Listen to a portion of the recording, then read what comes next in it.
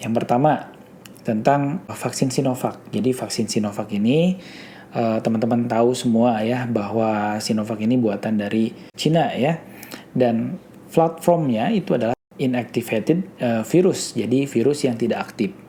Kenapa sih virus dimasukin ke tubuh? Nanti bisa terjadi terkena COVID dong kalau gitu. Enggak. Jadi saat virus mati dimasukkan pada tubuh, maka respon tubuh akan ada respon ya, akan melihat oh ini ada benda asing nih masuk ke tubuh.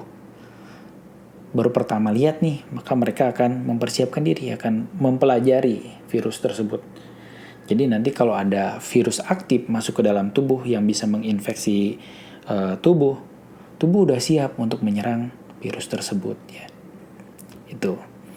Nah, dosisnya itu 2 kali ya. Jadi 0,5 ml 2 kali pemberian di otot lengan atas ya. Kalau teman-teman menggunakan tangan kanan atau disebut dengan kadal, maka pemberiannya di sebelah kiri ya. Tapi kalau teman-teman kidal menggunakan tangan kiri ya, maka disuntiknya di sebelah kanan. Karena apa? Karena selesai penyuntikan ya mungkin ada rasa nyeri ya bekas disuntikannya, seperti itu. Nah, untuk interval pemberiannya 14 sampai 28 hari ya. Jadi kalau udah pemberian vaksin atau dosis pertama 14 hari kemudian bisa disuntikan kembali dosis kedua atau pas hari ke-28 atau 4 minggu setelah pemberian dosis pertama ya. Untuk efikasinya ya 65 sampai 91% ya. Tinggi juga 65 sampai 91%. Artinya kalau ya terbentuk antibodinya ya sudah bagus ya, efikasinya contoh 65%, maka kemungkinan terinfeksinya adalah 35%. Nah, yang kita harapkan ya setelah vaksin, contoh ada yang terinfeksi, yang diharapkan adalah bahwa infeksi tersebut tidak menyebabkan atau mengakibatkan gejala yang berat ya.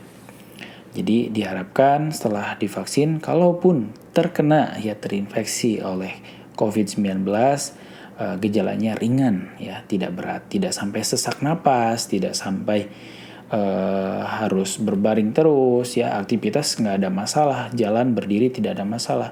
Tapi kalau orang-orang yang terinfeksi ya, terinfeksi antibodinya tidak ada untuk melawan COVID-19 ataupun belum terbentuk ya, kemungkinan infeksinya akan parah ya.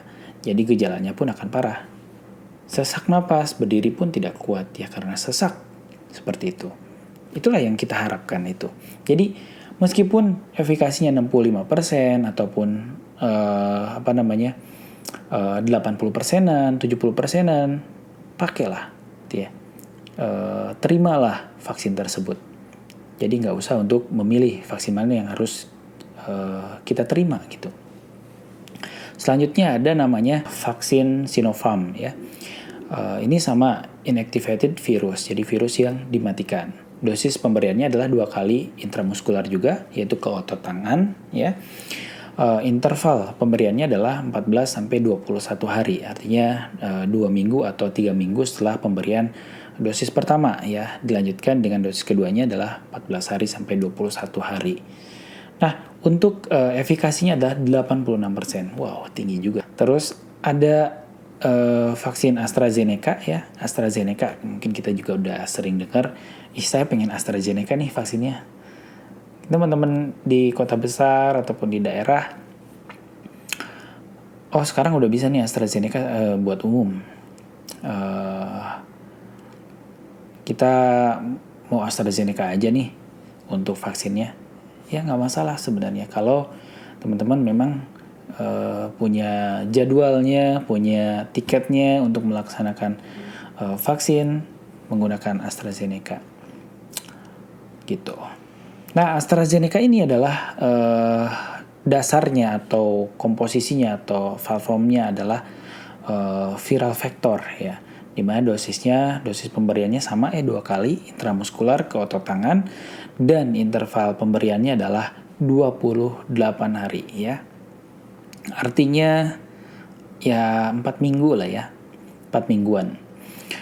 Terus efikasinya 62-90%. Jadi tergantung orang juga ya, tergantung badan orang. Ada yang dia terbentuk antibodinya tinggi, besar, ada juga yang tidak ya.